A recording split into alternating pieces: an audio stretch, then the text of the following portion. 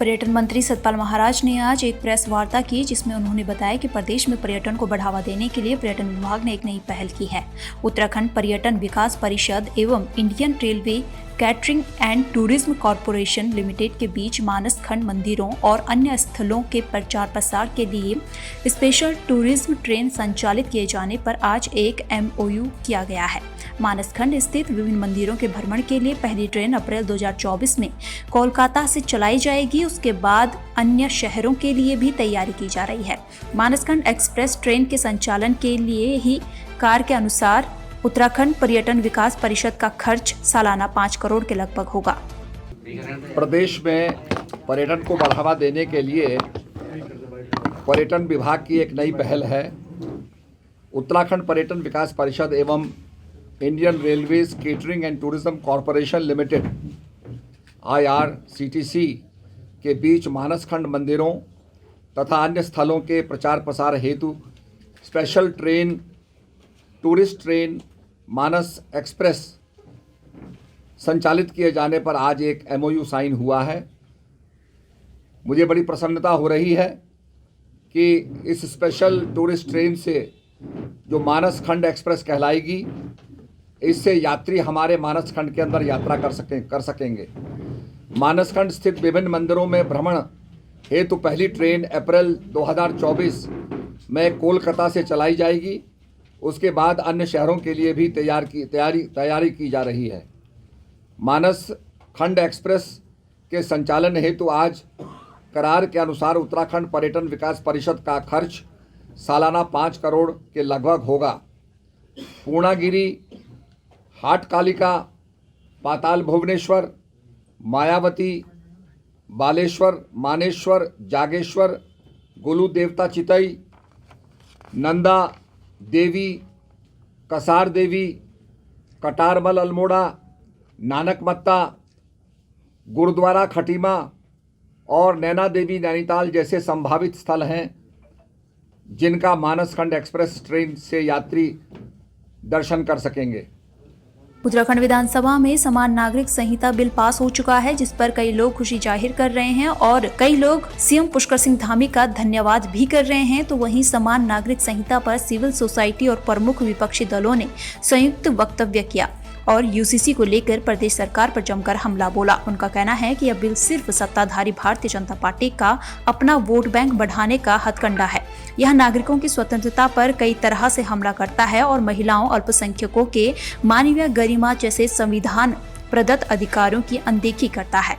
इसमें व्यक्तिगत जितने संगठन हैं उनके व्यक्तियों के अलग अलग राय हो सकती है, लेकिन जहाँ तक आप मेरी व्यक्तिगत राय मानेंगे, एक तरफ तो हम पूरा पश्चिम की संस्कृति को पूरी तरह से अडॉप्ट करने की ओर बढ़ रहे हैं और हम इसके लिए हमने एक सुप्रीम कोर्ट ने हमें एक बहुत स्पष्ट तरीके से एक कानून दे दिया है लिव इन रिलेशनशिप का, तो मैं तो उसको स्वीकार करती हूँ। जहाँ तक कमलापन की बात है या हमारे संगठन की बात है, हम अपने कानून को स्वीकार करते हैं।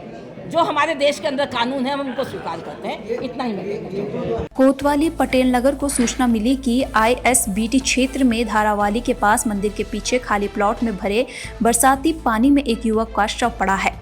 उक्त सूचना पर तत्काल कोतवाली पटेल नगर पुलिस द्वारा मौके पर पहुंचकर घटना के संबंध में उच्च अधिकारी गणों को अवगत कराया गया।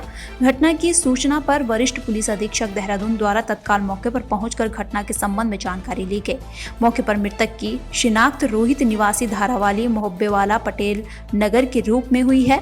शव का पंचायतनामा भरकर शव को पोस्टमार्टम के लिए चिकित्सालय भेजा गया है।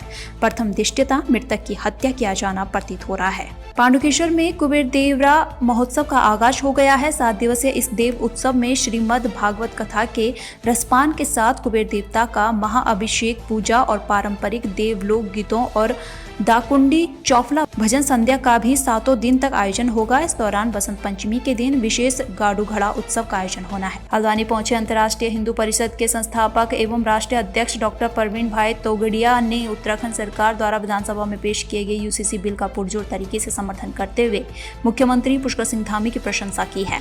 डॉक्टर तोगड़िया ने कहा, एक देश के अंदर 2 कानून नहीं होने चाहिए। मजहब और शरीयत के हिसाब से देश के अंदर अलग कानून होना दूसरा पाकिस्तान निर्माण करने जैसा है। एक देश में 2 कानून नहीं हो सकते हैं। मजहब के आधार पर, शरीयत के आधार पर अलग कानून करना यह भारत में दूसरा पाकिस्तान बनाने की दिशा है। ईसीजी के आधार पर आने वाले समय में कोई पाकिस्तान खड़ा ना हो, वह सुनिश्चित हुआ है।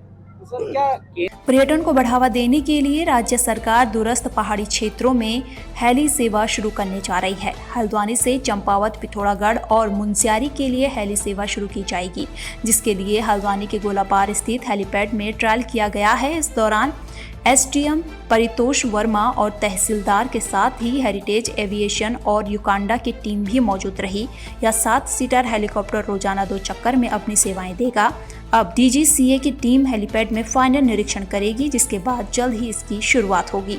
देखिए, गोलापार जो हेलीपैड है यहाँ से आज ट्रायल स्टार्ट हुआ है और डीजीसीए की टीम ने इसका निरीक्षण करना है।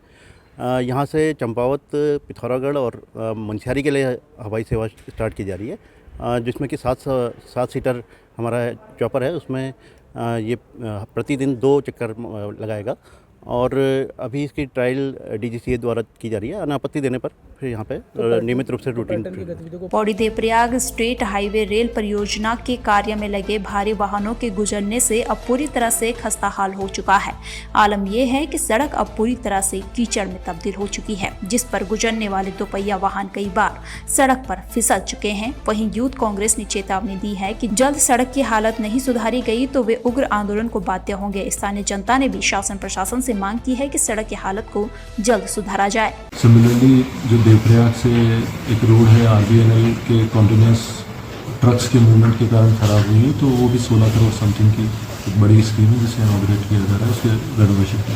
यहाँ पे जो शॉर्ट क्षेत्र आता है वहाँ पे रेल परियोजना का कार्य चल रहा है और हम लोग जब 4 व्हीलर या 2 व्हीलर से यहाँ पे सफ़र कर रहे हैं तो यहाँ की स्थिति बड़ी नाजुक बनी हुई है, क्योंकि सड़क पे जो है मिट्टी का भरान जैसे लग रहा है और उसमें जो है जैसे बरसात हो रही है तो 2 व्हीलर और 4 व्हीलर वहाँ पे फिसल रहे हैं, जिससे दुर्घटना का सबब बन रहा है और कभी भी किसी भी व्यक्ति के साथ यहाँ पे दुर्घटना घट सकती है। और इसलिए हम शासन प्रशासन से मांग करते हैं कि इसको तुरंत जो है ठीक कर दिया जाए। सौड़ से जब यहाँ जाते हैं तो आप रोड की स्थिति देख सकते हैं कितनी बदहाल हुई है, लेकिन आरबीएनएल जो यहाँ पे कार्यदायी संस्था है उसके द्वारा रोड की स्थिति को अभी तक सुधारा नहीं गया है, जिसको लेकर आज यहाँ पे धरना दिया गया है। और अगर आने वाले समय में भी अगर इसमें यहाँ पर कोई रोड में सुधारीकरण नहीं होता है तो आगे से उग्र आंदोलन होगा, क्योंकि ऐसा विकास हमको नहीं चाहिए जो इस क्षेत्र का जो पहाड़ों का विनाश कर दे। हमारी ये इच्छा है कि हम रेल में तब चलेंगे बाद में, लेकिन पहले हम रोड पे अच्छे से चल पाएँ। और आप आए दिन देखते हैं कि इस रोड पे चलने वालों के साथ मतलब 2 व्हीलर तो जाने लायक ही नहीं है। यहाँ पर इतनी दुर्घटनाएं हो चुकी हैं लोगों के साथ कि लेकिन आरबीएनएल फिर भी जागने को तैयार नहीं। ऐसी ही अन्य खबरों के लिए चैनल को सब्सक्राइब और लाइक करें।